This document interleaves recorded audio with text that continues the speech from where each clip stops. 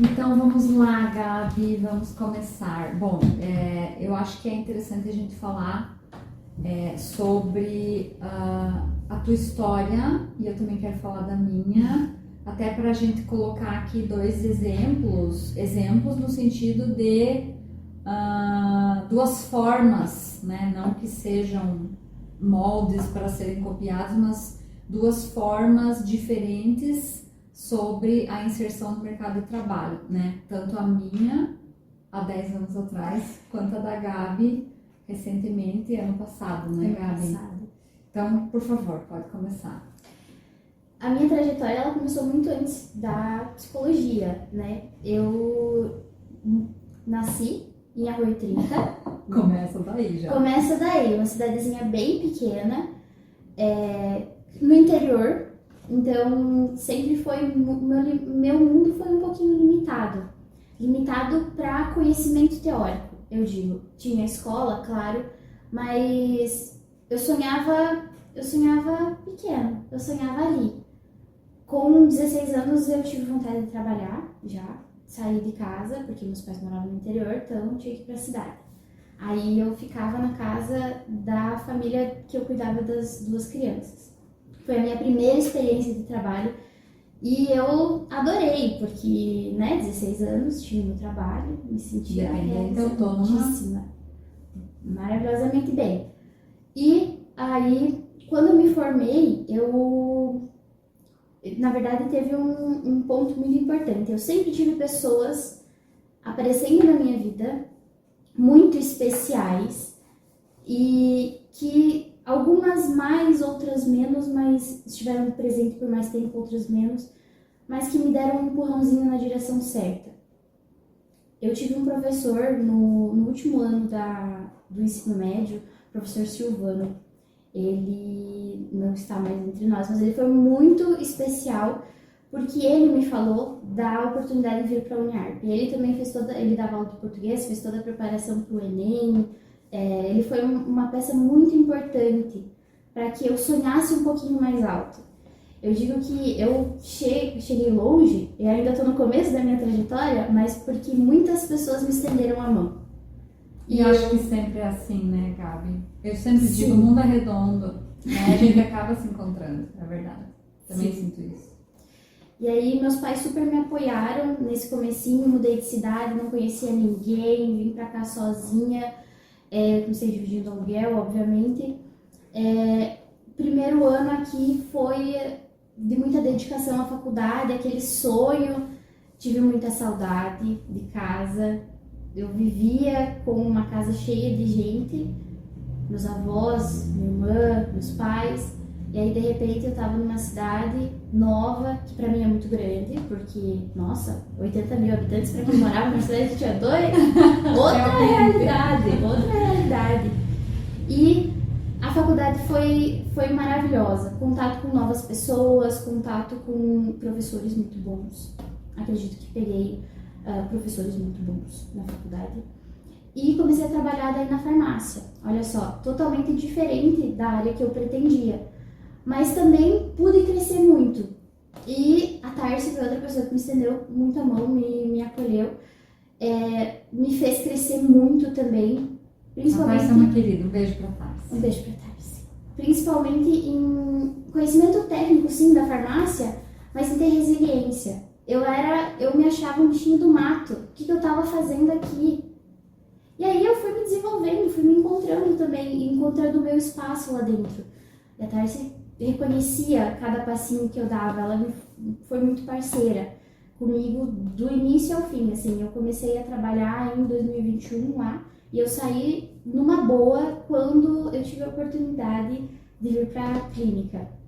Ela já estava ciente que esse era o meu sonho, então foi... Você se formou no ano de? 2020, no ano passado, 2023, foi no comecinho. 2024. É verdade, 2024. 2024. Foi em março, dia 26 de março de 2024, eu me formei. E aí veio todas aquelas dúvidas, né? Meu Deus, e agora? O que eu faço? Pra onde que eu corro? Eu vou pra área organizacional? Eu gostava muito da clínica, mas como é que eu entro? A gente passa 5 anos querendo só se formar, achando na nossa vã filosofia que vai pegar nós e vai comer, né?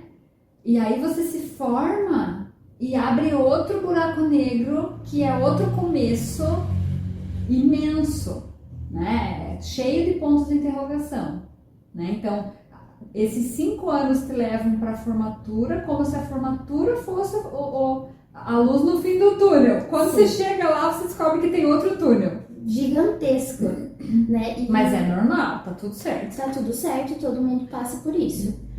Mas é assustador nesse momento, porque tu anseia tanto, e aí quando chega lá, ok, estou no topinho dessa montanha, agora, pra onde que eu vou? Pra onde que eu vou me acudir? E vem aquela pressa, né? A gente tem pressa, não, eu preciso achar um trabalho logo, eu preciso ir pra minha área, eu preciso fazer valer os 5 anos de faculdade, né? E sempre tive muita paixão pela psicologia, tive medo de não poder exercer, de acabar sempre fazendo outra coisa e não poder trabalhar com isso. Mas aí, mais uma vez, fui muito abençoada e vim pra clínica. Como é que você soube da clínica, Gabi? Ale. Como é que eu te perguntei isso? A Alessandra fez faculdade comigo. Isso. E aí acho que você estava em conversa com ela naquele momento. Uma fofinha também. E aí ela me indicou. Também outra pessoa que, olha, são sempre pessoas, né? Claro, teve a minha parte de engajar em todas as portas que se abriram. Não foi que eu entrei, eu me joguei. Não sei fazer, tudo bem, eu aprendo. Me joguei. E aí tem outra coisa que é muito engraçada. A gente começa e a gente se percebe sem saber, né? Ai, fiz 5 anos de faculdade e não me sinto pronta. Longos 5 anos de estudo, né? Para você se deparar com o primeiro cliente e se perguntar, meu Deus, o que eu digo para essa criatura? Por onde que eu começo? Eu também percebo isso. Sim, e eu acho que é comum. É constante. E eu acho que não é uma coisa ruim. Se eu me preocupo, é porque eu tenho ética no meu trabalho. Eu não quero fazer algo de qualquer jeito. Eu me apegava muito nessa ideia. Tudo bem, tô no começo. Claro, sempre vinha um pouquinho de ansiedade, um pouco de aquele temor. Buscava muito na teoria. Senti falta, confesso, na graduação, de mais orientação com relação a além do atendimento, sabe? Tudo que eu precisava me organizar. Porque daí a gente se forma, a gente vai atrás do CRP, daí eu me comunicava mais com os amigos recém-formados ali, do que realmente estava meio perdida, assim, na documentação, o que eu precisava, sabe? O pessoal que abriu clínica também. Teve que, né, toda uma parte, porque a gente... Burocrática. Exatamente.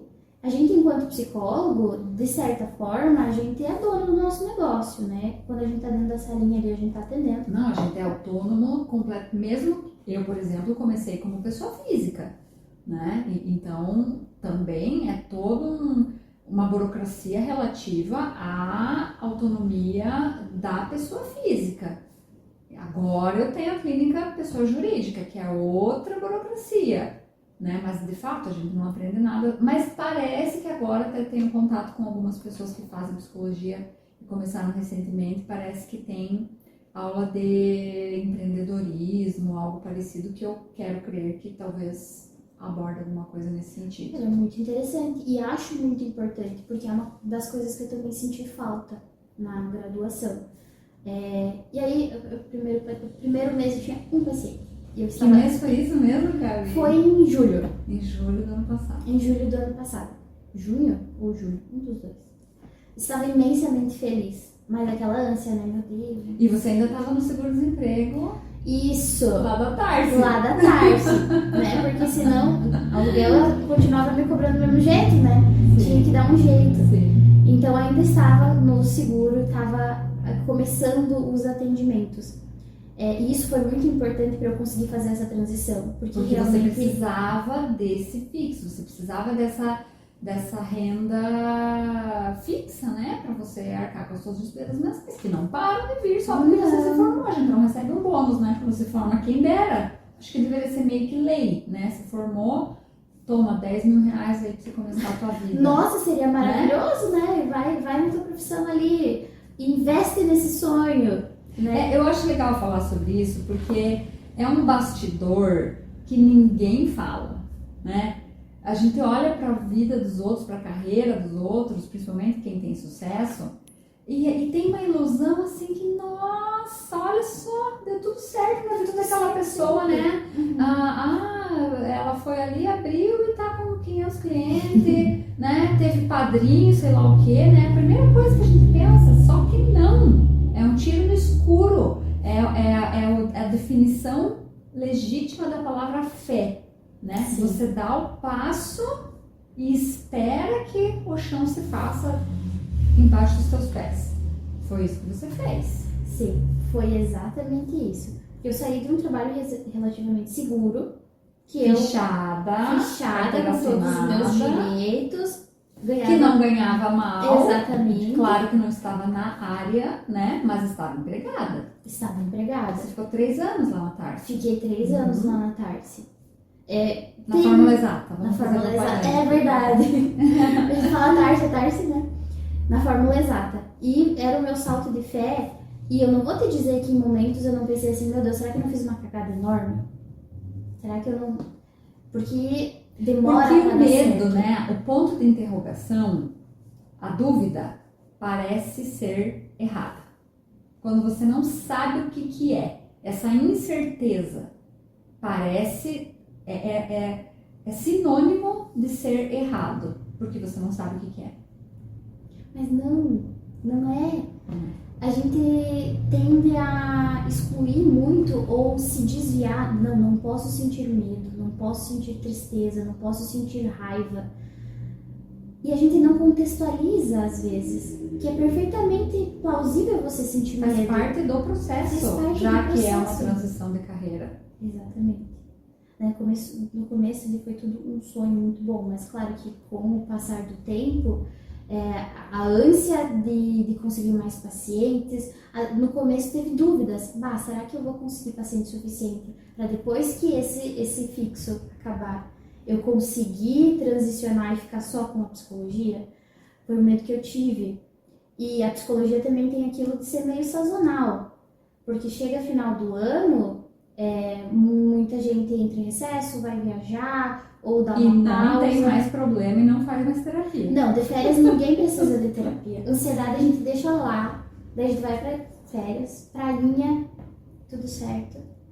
Daí a gente retoma só lá por Lá fevereiro. por fevereiro, depois do carnaval, você dá de Depois do volta. carnaval. Só depois do carnaval. Uhum. Então, Fora a instabilidade natural durante o ano letivo, sim, né? Porque de fato, assim como você começa um paciente hoje, amanhã ele pode não querer mais, ou você dá alta, ou acontece alguma coisa na vida do cliente, o cliente não pode mais pagar, e assim por diante, né? Então, essa instabilidade, essa movimentação de clientes que entram e saem é constante na psicologia e assim como em qualquer profissão autônoma, né? sim.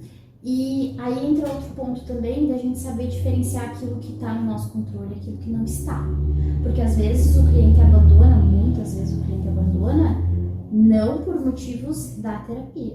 Não é você que é incompetente. Não é incompetência sua. Às vezes a gente tem que Às admitir vezes é. que né? A gente não vai acertar sempre. Às vezes não bate o santo, porque é aquela coisa, profissional, a gente escolhe como qualquer outro, terapeuta, psicólogo, como qualquer outro. Às vezes eu vou no médico, ele pode ser competentíssimo, mas não senti confiança. Mas eu acho que na psicologia, Gabi, pelo menos nesses 10 anos, assim, eu sinto que tem muito de bater o santo, sabe? De sintonia, de sincronia, de identificação, né? Então, quando eu comecei, eu tinha essa ilusão de que eu tinha que ser meio camaleoa e me adaptar com o tipo do cliente.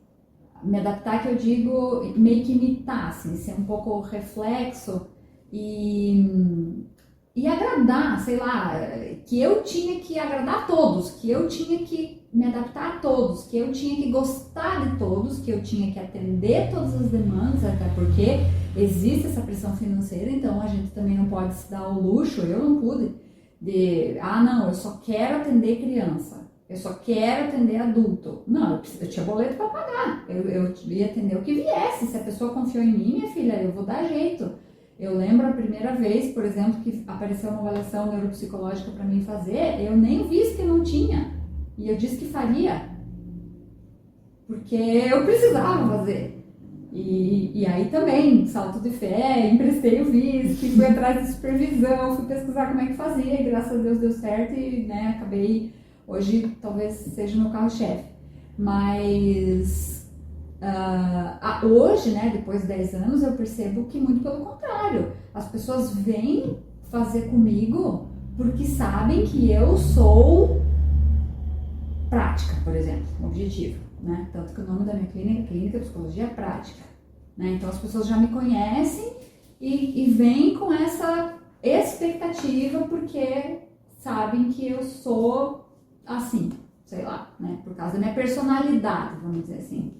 E às vezes, por exemplo, já aconteceu inclusive, pessoas que de repente não querem essa objetividade, não tem essa pressa, não tem essa visão, enfim, querem um trabalho mais gradativo, precisam de mais paciência, etc., não vêm ou não permanecem, porque é uma questão de personalidade, que eu vejo que indiscutivelmente está impresso no nosso trabalho, né? Eu acho positivo, gosto dessa minha característica, porém, respeito e hoje, né, percebo que muitos outros psicólogos, colegas, parceiros, agem diferente e também dá certo, também funciona, apesar de terem um outro ritmo, de levarem o processo, conduzirem o processo de uma outra forma, por exemplo.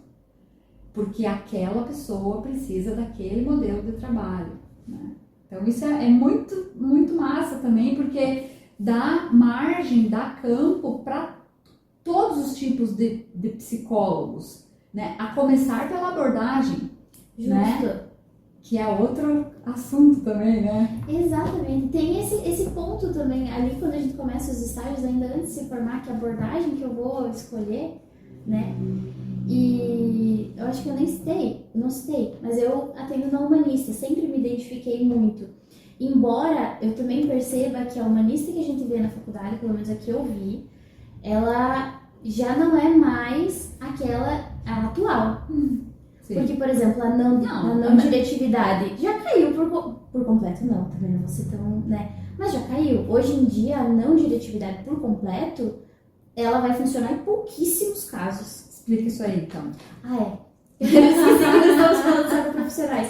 A não diretividade é postulada dentro da psicologia humanista como um conduzir da sessão em que você dá um espaço totalmente livre para que o paciente se expresse, se perceba, e o psicólogo é apenas um meio e não, de forma nenhuma, ele vai interferir ou ele vai fazer algum juízo.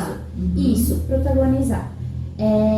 Claro, a psicologia ainda a minha forma de trabalhar ainda é sem julgamento, enfim. Só que a não diretividade, ser totalmente, não direcionar nada, não funciona mais, né? A gente pode fazer direcionamentos de forma, claro, muito ética, não vou dizer o que fazer, mas conduzir melhor essa autopercepção do cliente, né? Então, ser um norte para o cliente, que é o que ele precisa, afinal. Justo.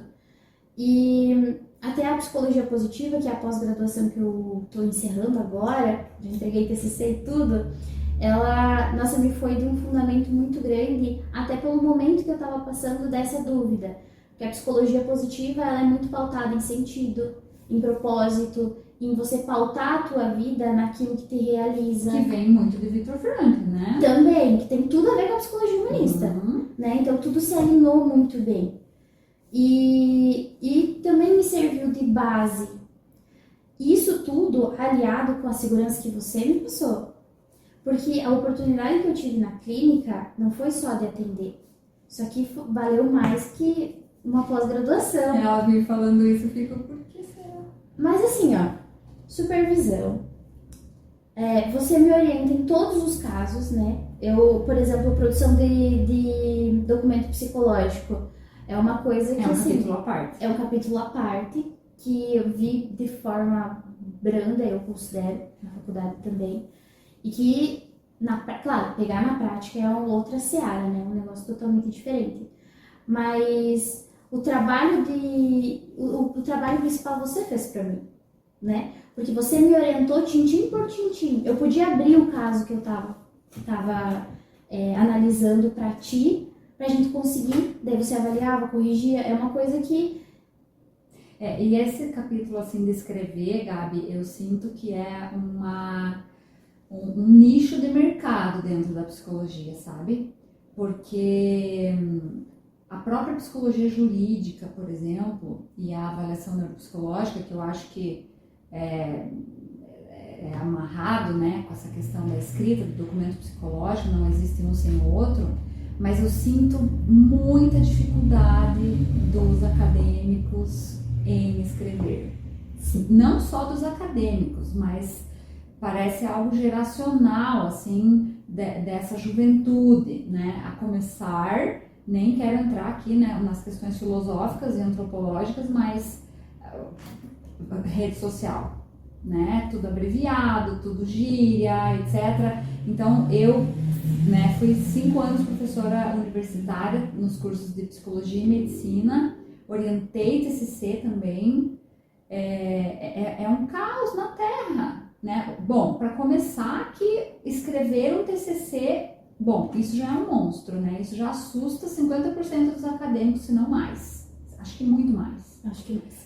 Aí, o processo em si, né, de escrever o seu TCC, isso que a gente tem 1 ano para escrever um TCC. A gente sabe desde o primeiro ano, mas a gente tem 1 ano, pelo menos eu tive, né? Entre o projeto 1 e o projeto 2, TCC 1, TCC 2, enfim, pré-projeto, etc. Apresentar, Jesus me acuda, né? Diarreia, vômito, sei lá o quê. Meu Deus.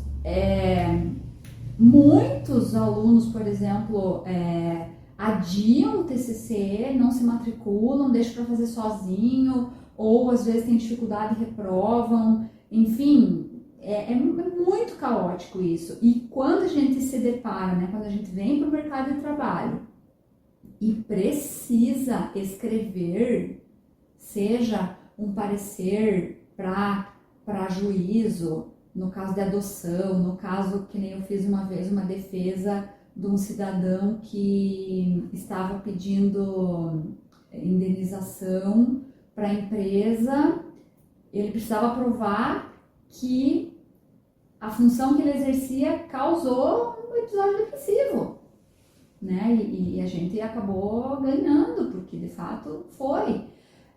Seja no caso de um simples relatório psicológico, atendi fulano de tal tem depressão, sei lá o quê, seja no caso de uma avaliação neuropsicológica, onde você tem que provar por A mais B que a criatura tem TDAH ou que a criatura não tem TDAH, que a criatura está tirando nota baixa porque a mãe faleceu e ela está em luto, sei lá, ou no caso do autismo, no caso de, enfim, qualquer transtorno psicopatológico, né?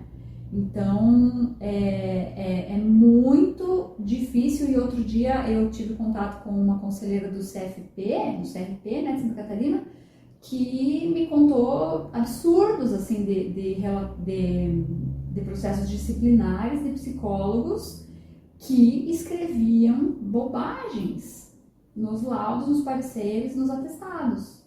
Né? Porque você, veja bem, se coloca no lugar do cliente, você vai no psicólogo, de repente você inevitavelmente vai precisar um comprovante disso, seja para o teu trabalho, seja para a tua escola.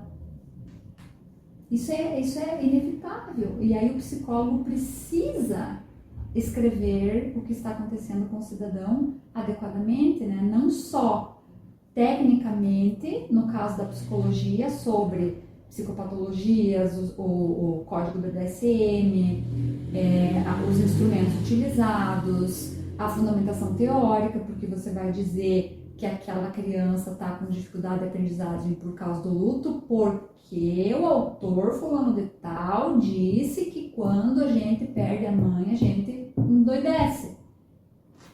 Né? Então tem que, fora essa parte técnica, o próprio português, sabe que a gente lê cada coisa assim que é de ficar de cabelo em pé, né? Então eu sinto assim que gostar de escrever, se interessar pela escrita, me desculpe, mas a mim me parece fundamental para o psicólogo. Se você quer ser psicólogo, então você tem que gostar de escrever e de ler.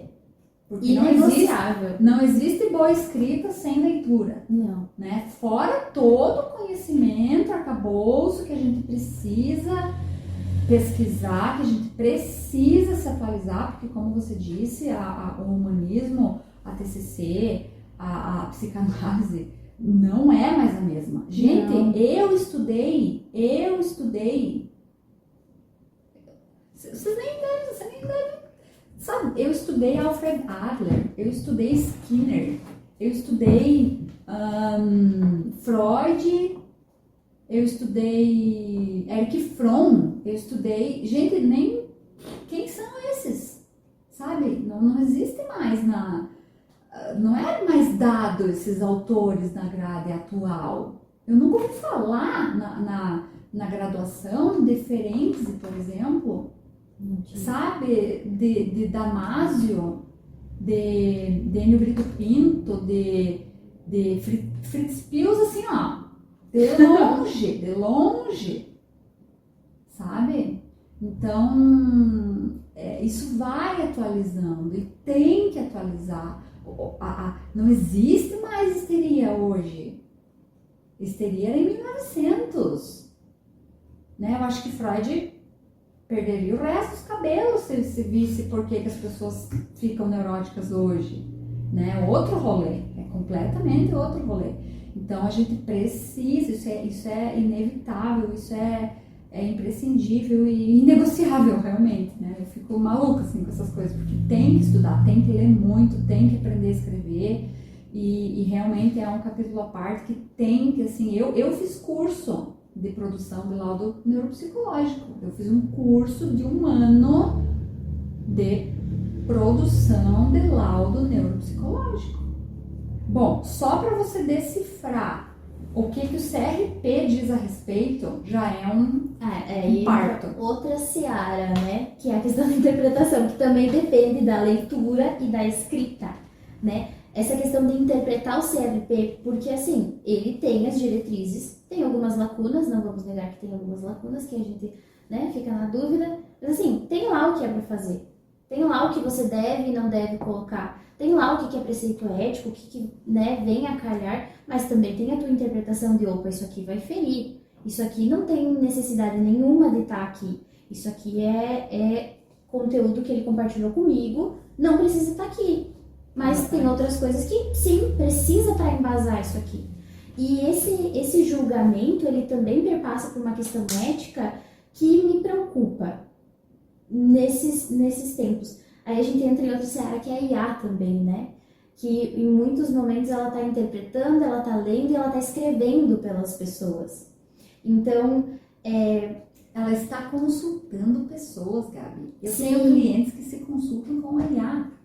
Sim, que contam o seu dia inteirinho no chat. Doido, né? E isso tem se tornado muito comum. Muito comum. Eu fico me perguntando se isso é a evolução ou se isso é a solidão. Justo. Eu acho que a inteligência artificial, ela jamais vai substituir um psicólogo. Sim. Acho que feliz de quem tem um mentor, sabe? Não só na área profissional, mas também na área pessoal. Eu gosto muito de ler, desde sempre, assim, li muito e cada vez leio mais, assim, eu sou fascinada. E quando eu leio biografias, por exemplo, de grandes empresários, pessoas de sucesso, enfim, pessoas que eu admiro, é um ponto em comum. Essas pessoas sempre tiveram um mentor especial, um mentor que o ajudou, que o guiou, ou vários, dependendo do momento, sabe? Então, eu vejo que a psicoterapia hoje, né, ela não serve apenas como um lugar, um espaço onde você vai ter acolhimento, onde você não vai ser julgado, onde você vai conseguir pensar, né, através de outro olhar, um olhar de fora, que não está envolvido, que vai ter que trazer mais perspectiva, mais horizontes, mas principalmente essa mentoria no sentido de ampliar os horizontes e de te ajudar a entender o que você quer. Porque a felicidade para mim é uma coisa, a felicidade para você é outra coisa. Então, geralmente a família, os amigos, eles vão te ajudar conforme o modelo de felicidade deles, né? Sim. E isso é um problema, porque aí você talvez queira fazer, copiar e colar, e você vai se frustrar, porque não é o teu modelo de felicidade. Então, realização profissional, etc. Então, eu vejo muitas pessoas buscando, hoje em dia, a psicoterapia nesse sentido, tendo em vista que, antigamente, a gente tinha, agora eu vou entrar na antropologia, antigamente a gente tinha uma rede maior de pessoas. Você mesma falou, você morava em Rua 30 e tua casa era uma casa cheia. A gente está falando aqui de 5, 7, 8 anos atrás, uma cidade de 2.000 habitantes. Isso não existe mais. Isso é raríssimo, né?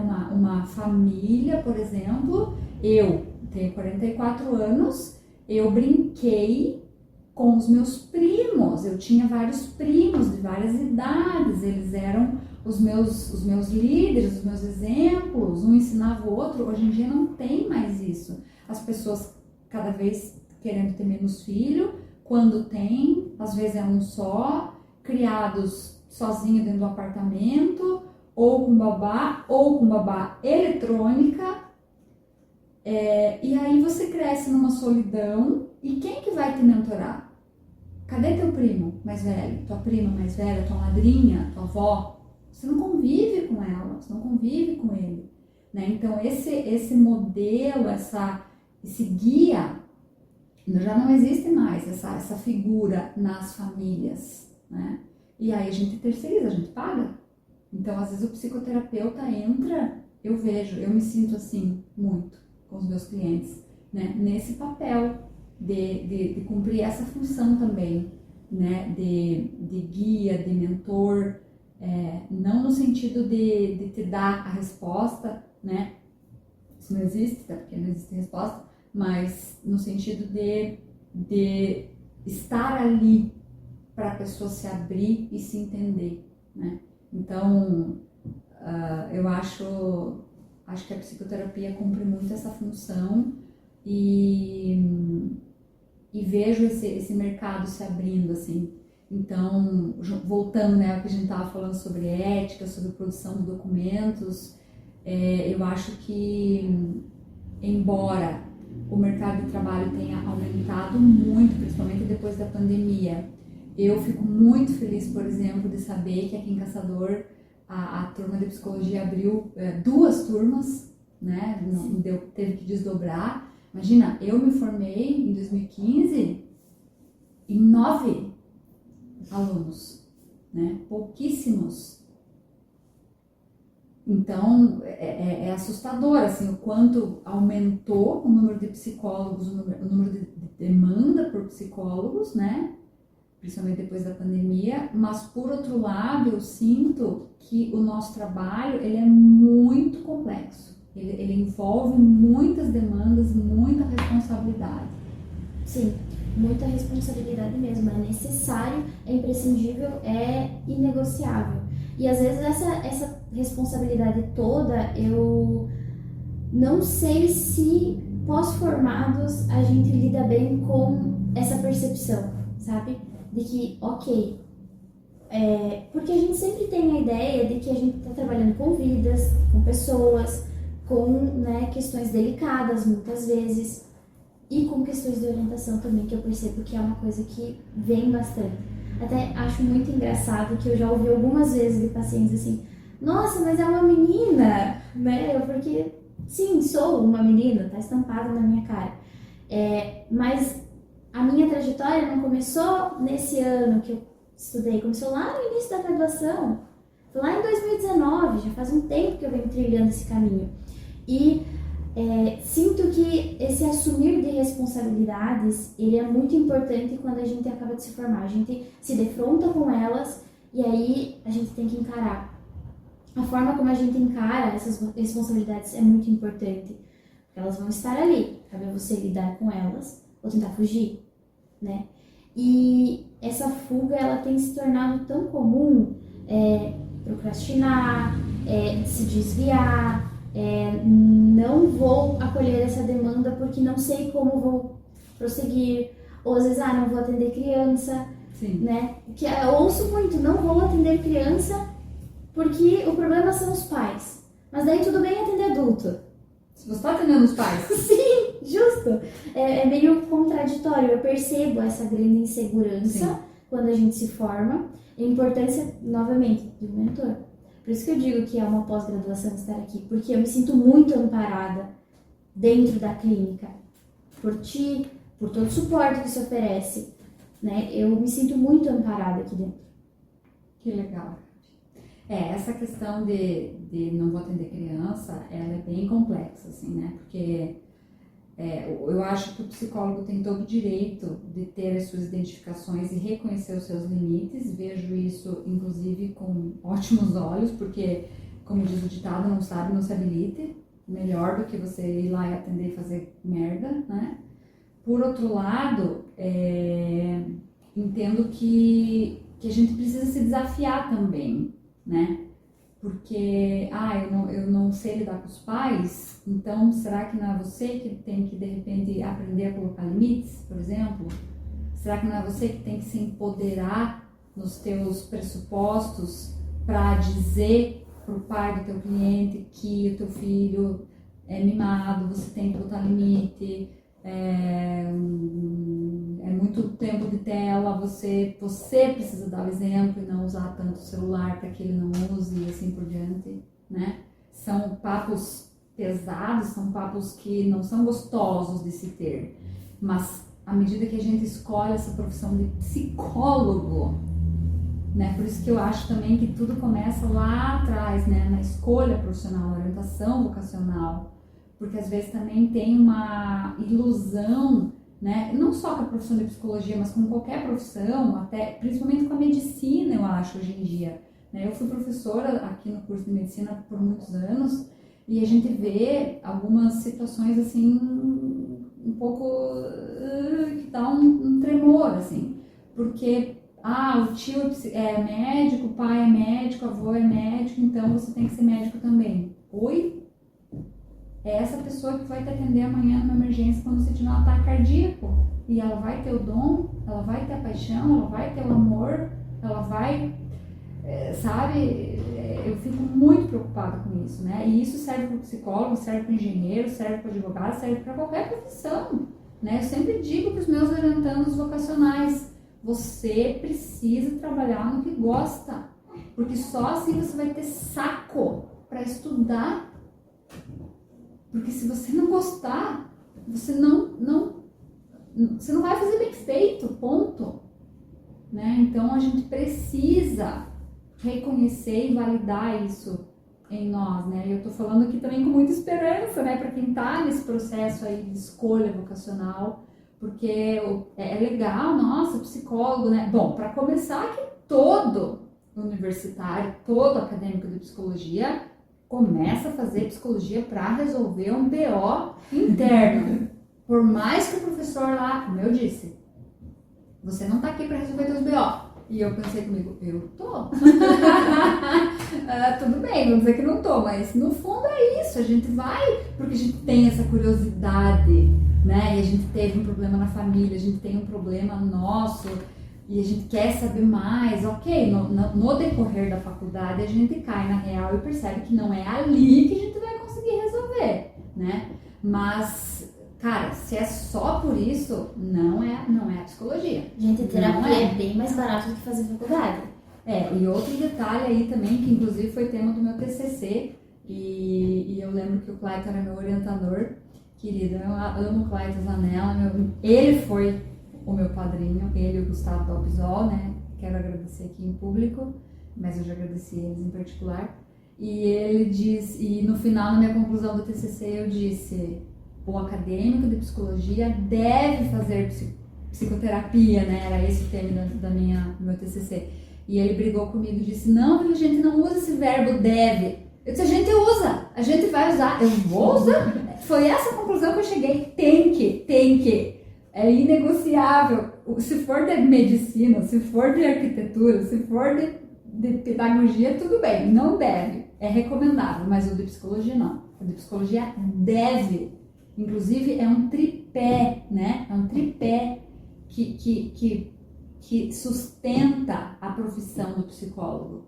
A supervisão, a psicoterapia e o estudo. A leitura. Não tem como fugir disso. Não tem como fugir. É isso que você tem que fazer.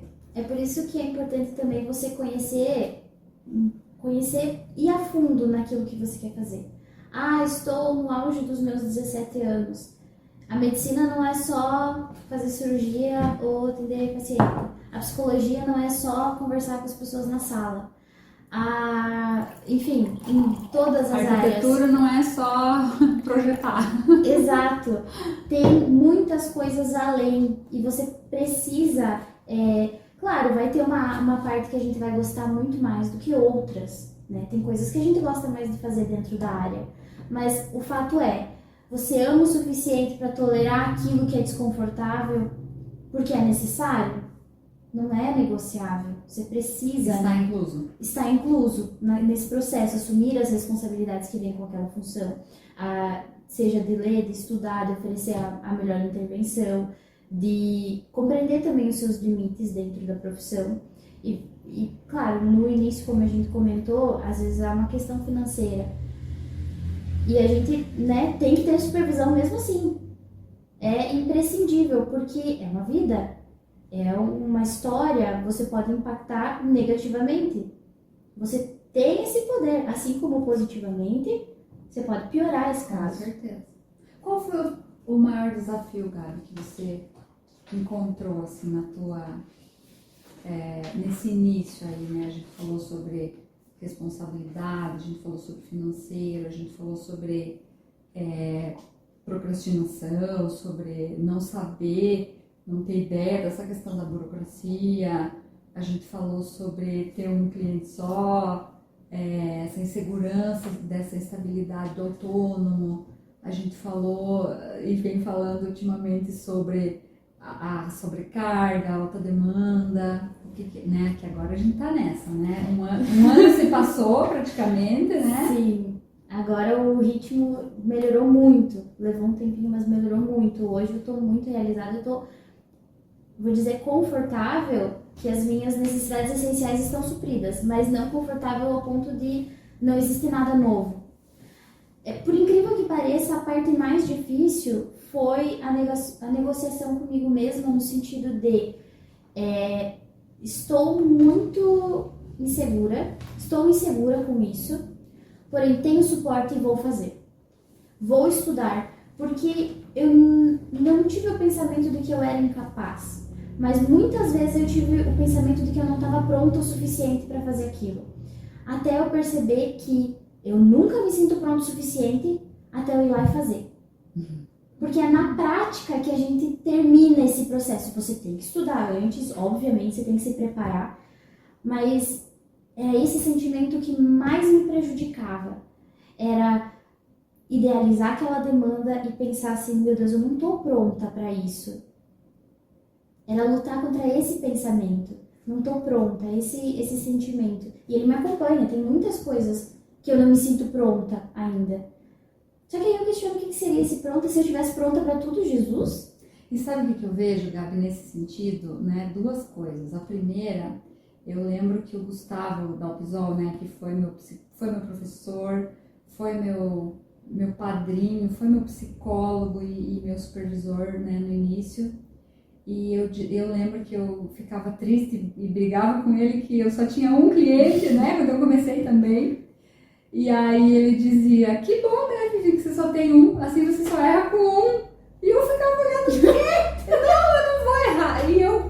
E ele quer, né, daquele jeito enigmático dele, né, me olhar. E depois eu, putz, é verdade, né? Não tem como não errar. Não tem como não errar. Né? E hoje, né, a segunda coisa que eu quero dizer é que, né, depois de 10 anos de profissão e mais de 500 pessoas aí que se sentam no sofá, é sempre uma descoberta, é sempre inédito. Não só porque cada pessoa é única, mas cada sessão é única. Hoje mesmo eu atendi um cliente que eu não atendia desde o ano passado, que ele deu uma pausa e agora retornou. E eu disse, nossa, como você tá mudado, como você cresceu, como você tá bem, né? E ele cheio de problema, eu digo, pois é, mas esses problemas são todos novos, né? Já não são mais aqueles, você conquistou tanta coisa, são problemas da conquista, são problemas inerentes à vida, à evolução, né? E é sempre assim, a gente é novo a cada dia que acorda, né? A gente é diferente a cada dia que acorda. Então, acho que nunca a gente vai estar exatamente pronto, a não ser o dia que a gente deitar no caixão, daí ficou pronto. Ficou pronto, ali tem Vai com Deus. Realmente não tem mais pra frente. Ou tem, não sabemos, mas nessa parte aqui, prontos ali, deitadinhos no caixão, finalizados. Mas, tô ouvindo falar, e também uma das coisas que afagava um pouco, que diminuía esse sentimento, era quando eu saía de uma sessão e percebia justamente isso. Nossa, isso aqui deu certo. Hoje foi incrível. Porque nem toda sessão é assim, a gente sabe. Mas nesses momentos, quando eu via alguém finalmente superando alguma dificuldade que vinha relatando há muito tempo, ou então nem tinha conseguido superar, mas ela tinha percebido o que causava. E isso já era uma evolução enorme. Né? Tomou consciência. Era o primeiro passo e o mais importante para que aquilo mudasse. E isso, claro, continua acontecendo, né? A gente vai se realizando a cada passinho que o paciente dá também, que o cliente dá, e dá aquela motivação de, ok, estou no caminho certo. Sim. E a gente vai aprendendo muito com o cliente, porque cada cliente é de um jeito, cada cliente quer uma coisa, né? Então, acho que também vejo, assim, nesses 10 anos que, falando agora em dificuldade, né? Fazendo para mim mesma essa pergunta, já que eu sou uma personalidade tão prática, objetiva, vamos, né? Se abster e entender o que o cliente quer, o jeito que o cliente quer, né? Isso também é algo muito... Eu percebo muito assim na minha evolução como psicólogo, porque essa coisa de seja neutro, só Freud, né, cara? E olha lá, né? Se a gente olhar bem na biografia dele, veremos que nem ele não foi tão neutro assim. E é muito difícil, né? Porque você é um ser humano, você sofre. Eu sofro horrores, né? Tem isso também na profissão de psicologia. Eu sofro horrores, minha família sabe. Principalmente demanda de criança, de violência, de machismo, sabe? De violência contra a mulher. Meu Deus, eu sofro muito, sabe? E então, né, você conduzir uma sessão, só que ao mesmo tempo eu penso, cara, se eu não fosse tão sensível, eu não seria uma boa psicóloga.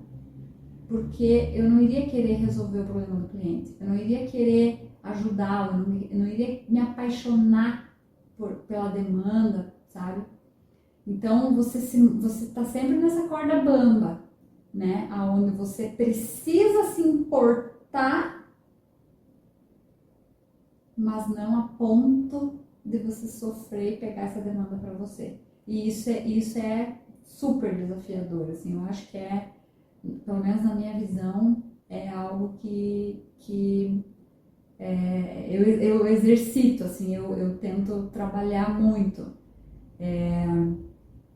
Tanto na minha terapia quanto na minha rotina diária, né? Porque, bom, agora eu vou entrar então, né, de como que foi a minha história, Isso. né? Bom, Jesus amado. É um filme que passa na cabeça, porque eu comecei a minha faculdade com 22 anos. Bom, eu comecei a trabalhar com 12 anos na loja da minha avó, né? E no comércio. E nunca tive muita ideia de que faculdade que eu queria fazer. Na época, não sei se eu era um bichinho do mato ou se ainda hoje percebo às vezes que o nosso ensino médio não prepara a gente para a nossa escolha vocacional. Eu nem sabia, por exemplo, que a faculdade era composta por semestres e que eu poderia fazer um semestre, se eu não gostar, poderia trocar, por exemplo, né? E assim por diante. Não fazia a menor ideia na época que eu poderia fazer um vestibular, por exemplo, que eu teria que estudar bastante para fazer um vestibular, para passar numa universidade pública, e essa universidade pública seria melhor, por exemplo. Não tinha essa noção, né? Quando eu comecei aqui em Caçador na universidade, era o UNC, né? Nem era o Uniarp. Eu comecei em 2003.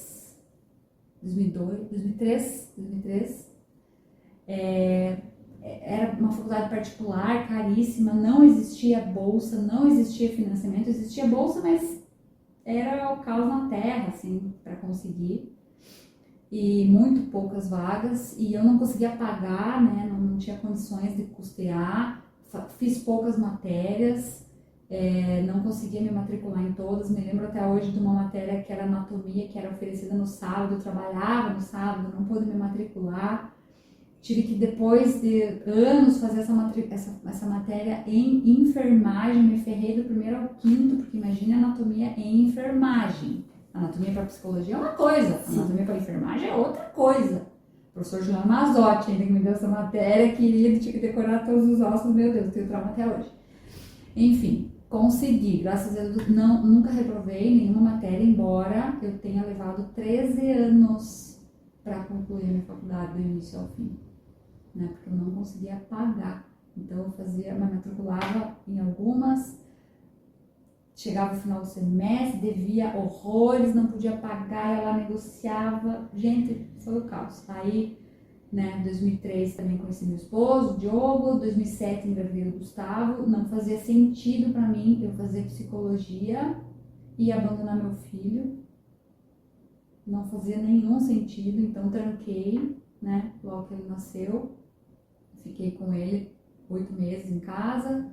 Depois, em 2012, nasceu o Guilherme, e aí então eu voltei, né, graças também a todo o suporte do Diogo, que me ajudou muito também, né, ficando com ele integralmente, né, porque tinha que ter isso, né, como é que eu tô fazendo psicologia e não vou ter vínculo com meu filho, né. E em 2015 me formei, né, com muito sacrifício, assim, com muita batalha.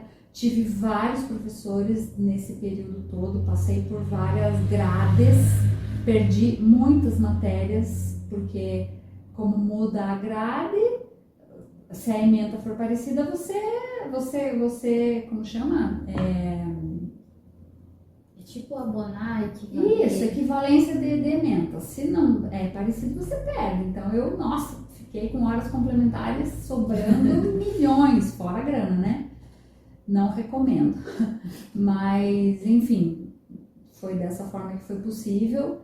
E peguei professores, né, quando eu entrei, a coordenadora do curso era a Georgiana Lage, que foi a primeira coordenadora, que era maravilhosa, né, uma profissional fantástica, né, uma das primeiras, não sei se primeiras, né, mas pioneiras aí da psicologia em Caçador.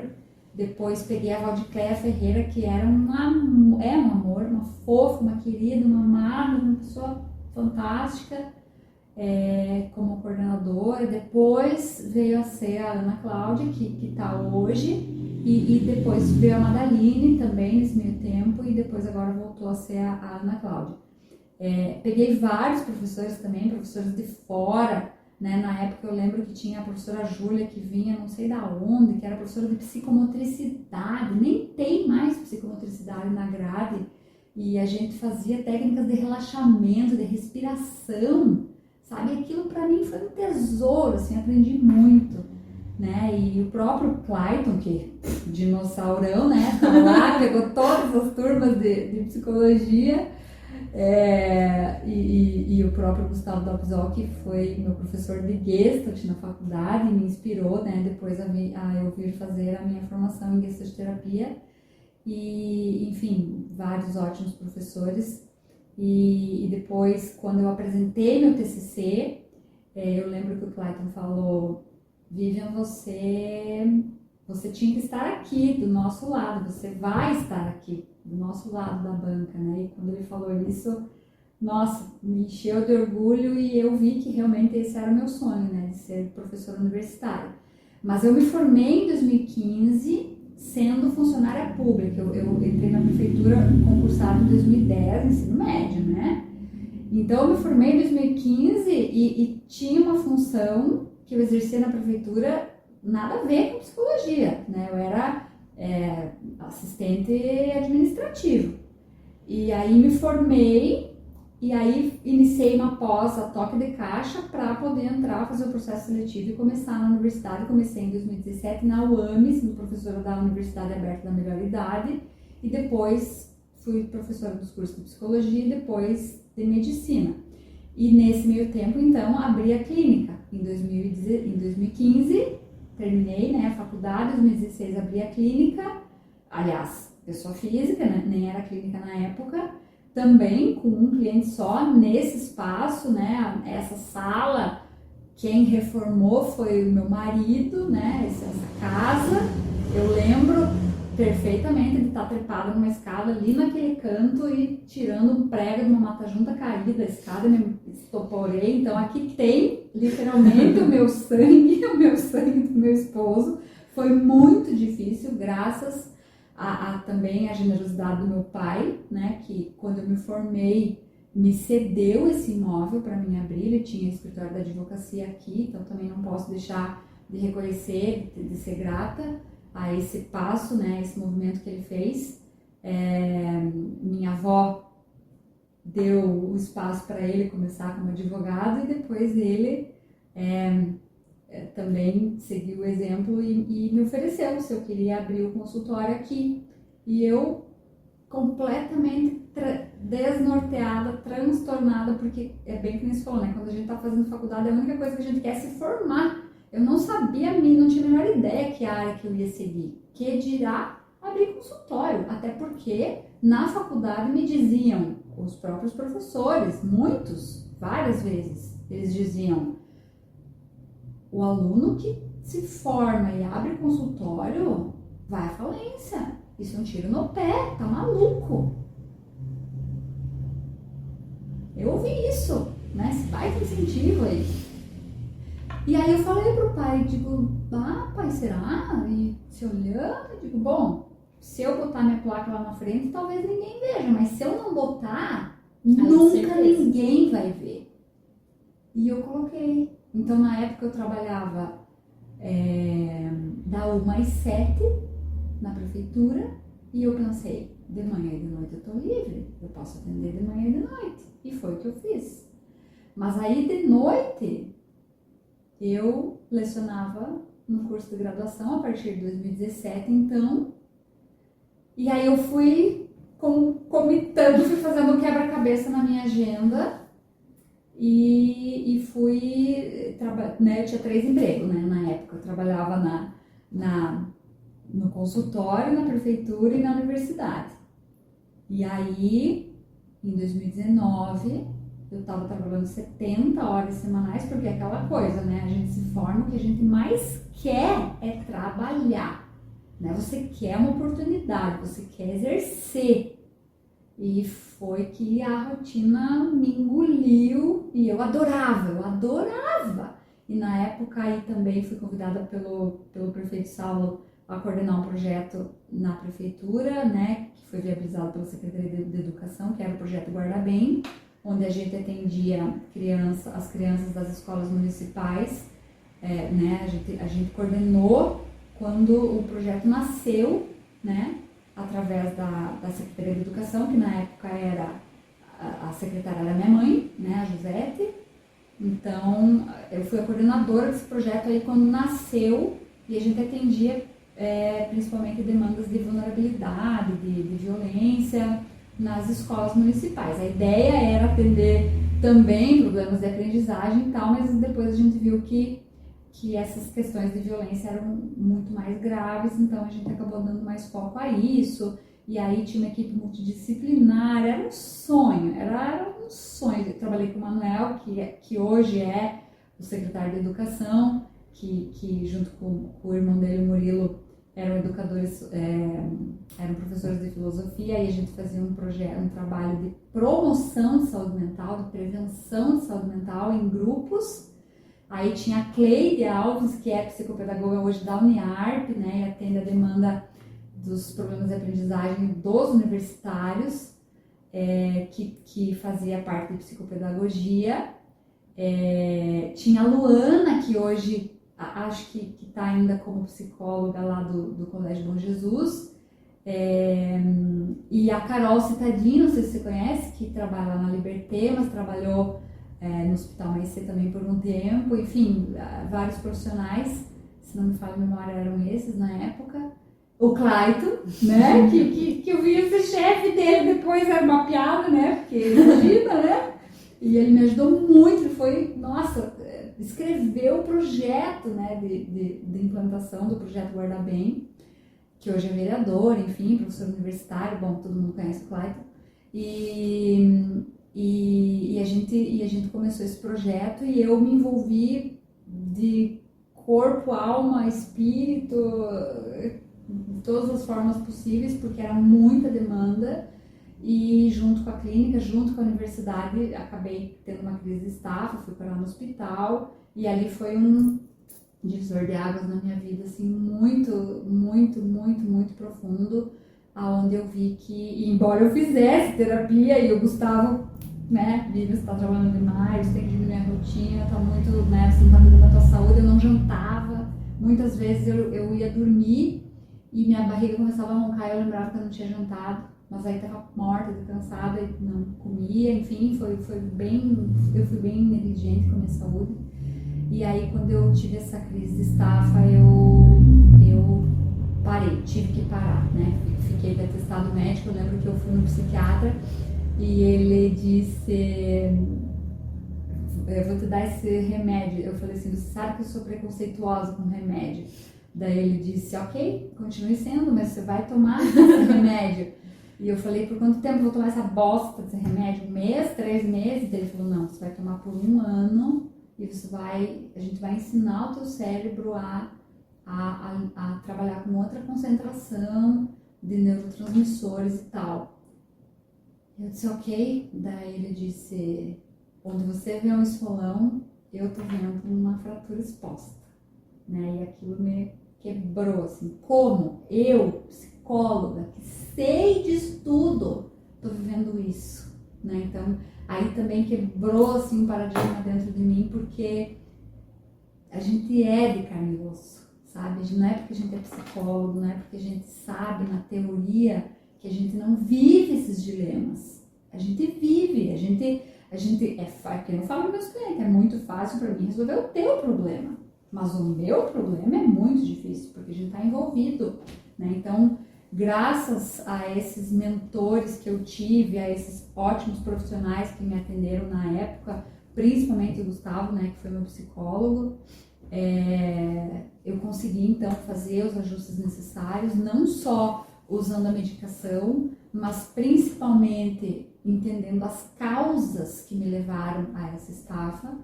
que era naquela época principalmente a rotina, por essa minha personalidade, né, de vamos.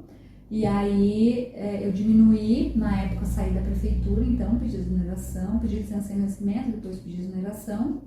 E aí continuei só com a clínica, com a Uniarp, e depois, em 2022, se não me engano, eu me afastei da Uniarp, morrendo de pesar, porque eu amo ser professora universitária, tenho muita saudade, é uma cachaça, como disse um professor mais velho, porque é maravilhoso, assim, né, estar numa sala de aula, poder compartilhar com os alunos, pesquisar para trazer, enfim, é maravilhoso, mas também exige todo um outro lado, que é o que você estava falando, né, do que está intrínseco junto da profissão, que é a parte institucional, que é a parte burocrática ali de ser professor, que me exauria demais, né? Eu fui professora durante a pandemia e todos os meus colegas que com muito brilhantismo fizeram isso,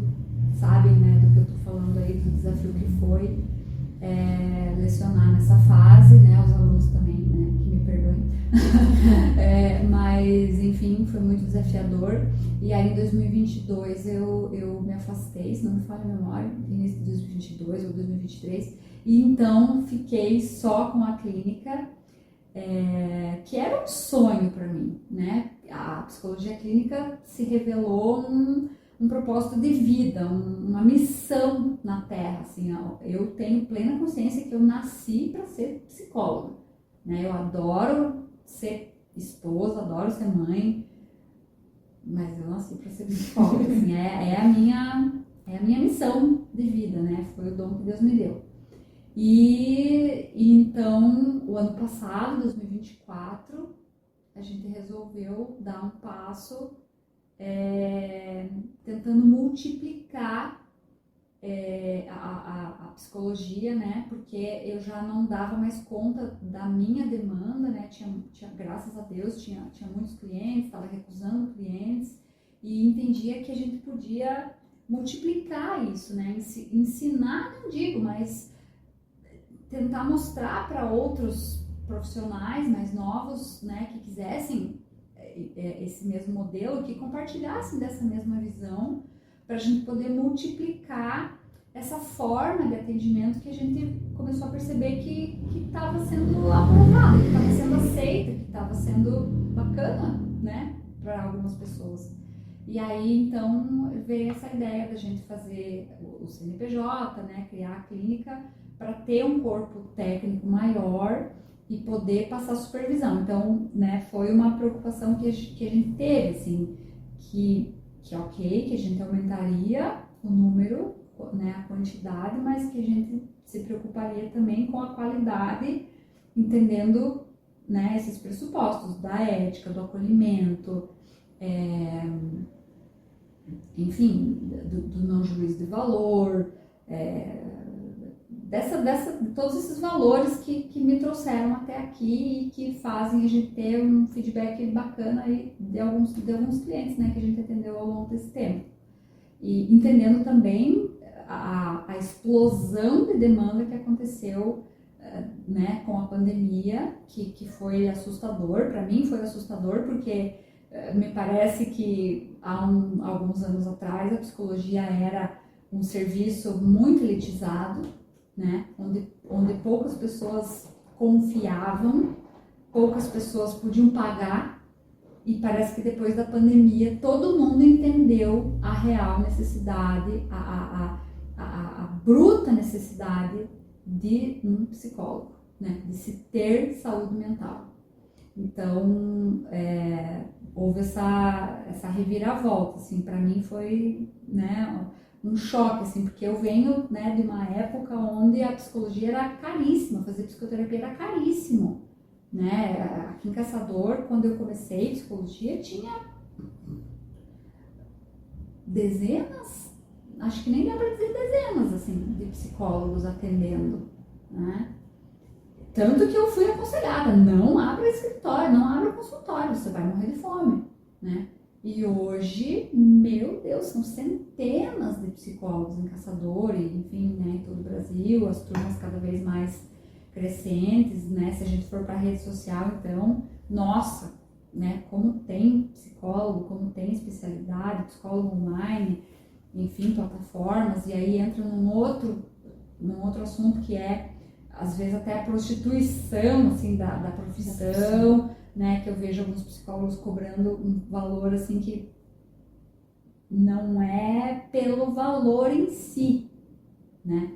Mas não demonstra, não representa, não simboliza a seriedade, a responsabilidade, o valor da nossa profissão, né? Então, é algo que precisa ser repensado, assim, que eu coloco também para reflexão, porque eu não sei, né, não sei se é uma coisa de gente antiga, né, porque eu já tô nessa, né, eu já me considero antiga.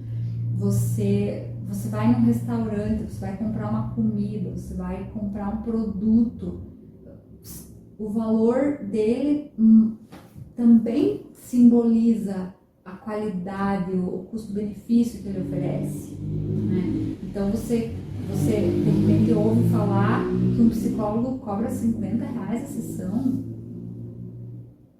Eu fico pensando que tipo de serviço é oferecido. Desculpa, mas é a primeira coisa que me vem na cabeça. Não, incongruente. Incongruente. Não paga nada, né? Não paga nem a responsabilidade, não paga, sabe? É incompatível, assim. Então, eu acho que tudo bem, né? Hoje em dia está muito mais acessível, mas ainda assim, eu insisto, né? É algo que precisa ser refletido, assim. Qual é a imagem que você quer passar? Isso realmente é teu custo, sabe? Né? Tendo em vista que você fez uma faculdade, tendo em vista que você está fazendo terapia, sim, você está fazendo, né? Terapia, você está comprando livros para você ler, você está fazendo supervisão, então não dá, né? Esse valor não dá. Fora as pós-graduações, fora as especializações que são inerentes, né? E que a gente precisa fazer, né? Eu sou gestoterapeuta, fiz a formação ali no Instituto Granzotto. Também sou muito grata ali a Rosane, né, que é uma sumidade de psicóloga, assim, e me ensinou muito, e toda a equipe, enfim, todo o corpo docente. Enfim, essa foi a minha trajetória. Então, hoje eu né, sou muito grata, sou muito orgulhosa, sou muito feliz, assim, por poder viver só da clínica. É estranho, né? Parece até um sonho, assim, porque realmente, em retrospectiva, olhando para toda essa história, a gente sabe, né, o quanto foi custoso isso, né, todo esse caminho, e viver da clínica realmente é um sonho, né, e poder multiplicar isso, né, poder passar para você esses pressupostos, esses valores, não que seja a única forma, absolutamente, existem milhares, mas, né, a gente percebe que pelo feedback que a gente tem de clientes ao longo desses 10 anos, às vezes eu entro lá na nossa página do Google e fico olhando, né, o feedback de alguns clientes e olhando depoimentos assim tão profundos, tão verdadeiros, tão singulares, assim, e lembrando cada história, sabe? Cada trajetória, cada cliente que ficou comigo algumas semanas, alguns meses ou mesmo anos, né? Às vezes clientes que eu atendi há 5 anos atrás, há 8 anos atrás, que voltam agora então para o seu filho, agora então para o seu irmão, agora então para o seu pai, ou enfim, para si mesmo. É emocionante, assim, é realmente muito recompensador, e eu espero que a gente possa multiplicar ainda mais, né, o que a gente vive, o que a gente construiu, também com outros funcionários, né, com outros profissionais que também estão aqui com a gente. Eu sempre perco as contas, mas a Gabi, a Tailine, a Ellen, o Cris, a Tainá, Jennifer. A Ali já passou por aqui. Acho que são esses, né, que a gente não só oferece o espaço, mas também, né, seja os testes, seja a supervisão, seja o know-how, né,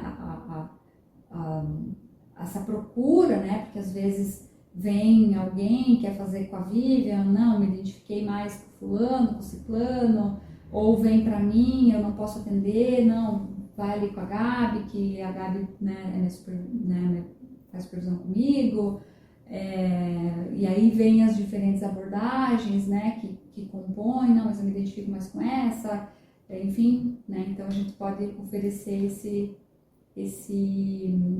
leque, né, essas opções, essa variedade aí, né, para os clientes, não só presencialmente, mas também online, né, que eu acho que depois da pandemia, minha filha, qualquer coisa, né, a pandemia nos ensinou, eu tinha muito preconceito, odiava, né, mas aí veio a pandemia e mostrou que é possível sim, né, tem Wi-Fi, né, hoje em dia todo mundo tem Wi-Fi, então a gente pode fazer sim e fica um trabalho de muita qualidade sim, né, pra gente ajudar e oferecer esse trabalho aí pra galera. Sim. Ouvindo você falar, me traz muito de que eu sinto que o nosso santo bateu também, pra gente trabalhar juntos. Tinha muitas coisas alinhadas, essa questão de ser prática, ou no sentido de, ok, vamos pra cima. Eu acho que isso a gente tem muito em comum. Ah, beleza, vamos fazer. A gente vai ver como, mas vamos fazer, vamos lá, vamos fazer, a gente pega juntas e isso me proporcionou muito conhecimento, aprendi muitas coisas, enfrentei muitas coisas também, terapia tá em dia, gente, tem que estar, né, é imprescindível, não tem, a gente às vezes dá umas pausas, mas aí retorna, porque realmente é imprescindível. É cíclico, né, Gabi? É cíclico. Dizem que é um esquema de pirâmide, né? Porque o psicólogo precisa do psicólogo, o psicólogo precisa do psicólogo. É um esquema de pirâmide. Exatamente. Joia. Acho que era isso então, né? Ficou alguma questão, será? Alguma pergunta, alguma curiosidade, alguma coisa? Bom, atendemos em Caçador, na Rua Reinaldo Mafissoni 40, né, aqui na Beira Rio, Casa Verde. Atendemos crianças, atendemos adultos, atendemos idosos, atendemos casais. Bom, aqui no nosso Instagram também temos, né, o nosso corpo clínico, ali tem a galera se apresentando e mostrando, né, o seu jeitinho para, né, poder oferecer essa identificação também, que como a gente falou, acho que é o mais importante, acho que faz fluir, né, a psicoterapia. Fazemos avaliações psicológicas também, vários serviços. Temos convênios também, a Pladisa, com empresas, a gente consegue estabelecer também. A do São João. São Pedro. São Pedro, eu confundo Santos. São Pedro. São Pedro, isso, plano de assistência. Tem a Solumed também, que é a nossa parceira. Tem os sindicatos, né? Sindicato do Comércio, Sindicato de Servidores Públicos, que também são nossos parceiros. Aí, o Jorge lá também, que ajudou bastante a gente aqui. A Pladisa, Plano de Saúde. E as empresas, né, várias empresas aí do município que fecharam convênio com a gente, entendendo que também essa demanda, né, da saúde mental, ela está muito relacionada ao trabalho, né, ao ambiente colaborativo, né, à produtividade em si, mas antes disso, né, a qualidade de vida, a saúde mental. Então, é um trabalho que a gente oferece. A Mimo também é nossa parceira, a Cesamarp, né, o SUS também é nosso parceiro, a gente também presta serviço, né, ali pro pessoal da Secretaria da Saúde, ali pro SUS. E, enfim, a gente tem, né, a gente também entende, assim, que eu, pelo menos, né, e pelo que você falou você também, eu venho de uma origem muito humilde, né, eu passei muita dificuldade para fazer a minha faculdade. Eu lembro que quando eu fazia minha faculdade, teve uma época que eu devia R$ 700 de terapia para o Gustavo, nunca vou esquecer isso. E eu precisava fazer e não podia pagar, e ele vive, só faça, depois você me dá um jeito, depois você me paga, assim, ele foi muito pai também e me viabilizou. Então tem isso também, né, a gente até outro dia, a Edna, né, nossa secretária aqui, me trouxe uma demanda de um cliente, fulano de tal pediu se podia fazer a sessão esse mês e pagar o mês que vem. Eu digo, Edna, nem me pergunte, você sabe o que eu vou ter a responder, nem precisa me perguntar dela. Não, é só para conhecimento. Só para conhecimento. Porque, né, a gente sabe, né, que essa questão financeira é um ponto, assim,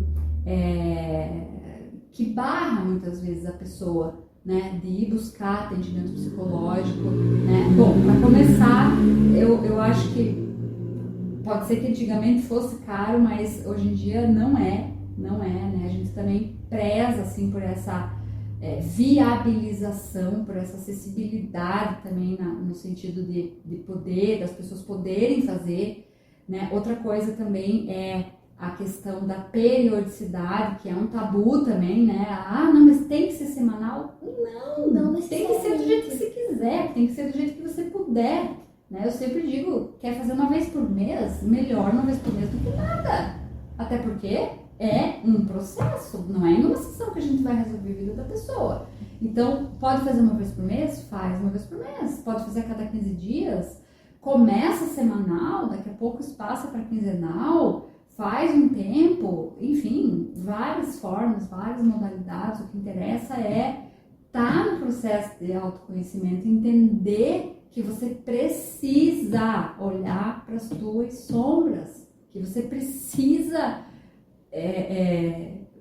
que é contínuo, né, esse processo de autoconhecimento, e que se você não se conhecer e não entender os valores que você tem, você não vai evoluir, porque você vai tentar copiar, você vai se comparar, você vai ser infeliz, você vai se render ao consumismo, à rede social, à bebida, à droga, porque é muito mais fácil fugir. E tá difícil mesmo, tá difícil pra todo mundo, como diz o Leandro Carnal, né? Se tá difícil pra Grazi Massafera, imagine pra você.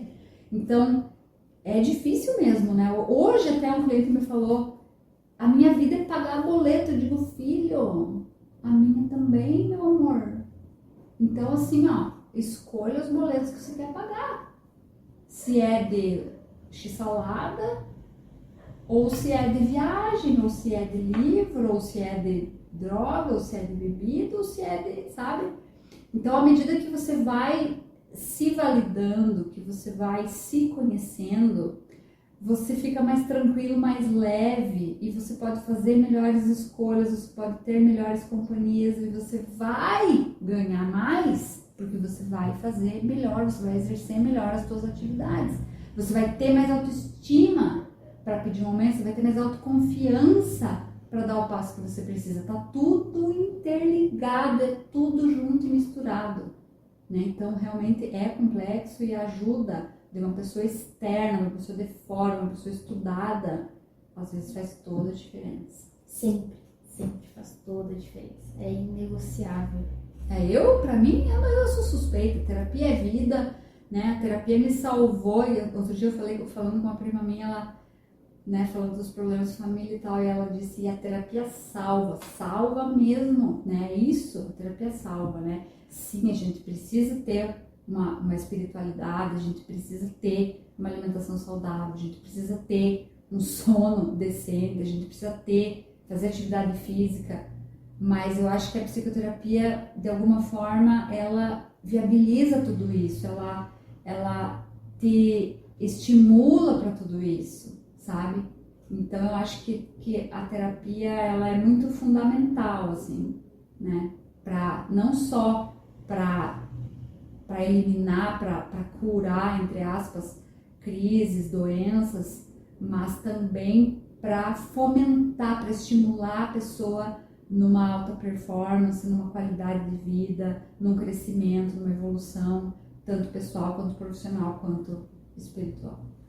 É o processo de agir com congruência aos seus valores, aos seus propósitos e entender o sentido que você dá para cada coisa, né? Vejo muito que elucida, que dá caminhos para que, vou praticar uma atividade física, vou me alimentar melhor, quando você consegue ter o espaço para perceber o quanto isso é importante. Por quê? Porque é importante para o meu corpo e porque é através do meu corpo que eu experiencio minha vida e eu quero experimentar a vida por completo.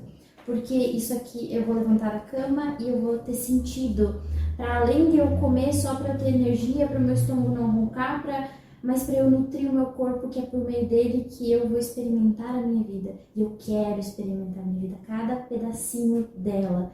Eu quero sentir o cheirinho do café da manhã e perceber que isso é muito bom. Que dá valor às coisas simples. Exatamente, mas você precisa se perceber e perceber o mundo ao teu redor para conseguir valorizar essas coisas. Senão vira uma correria. Você sabe, Gabi, que ouvindo você falar, parece algo tão distante, parece algo tão ideal, tão longínquo, assim, para algumas pessoas, sabe? Eu vejo as pessoas, assim, soterradas, sabe?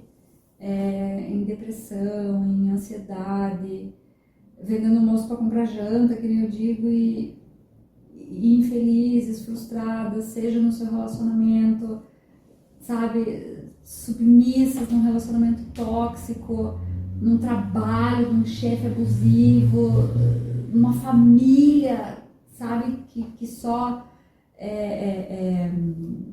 usa, que só...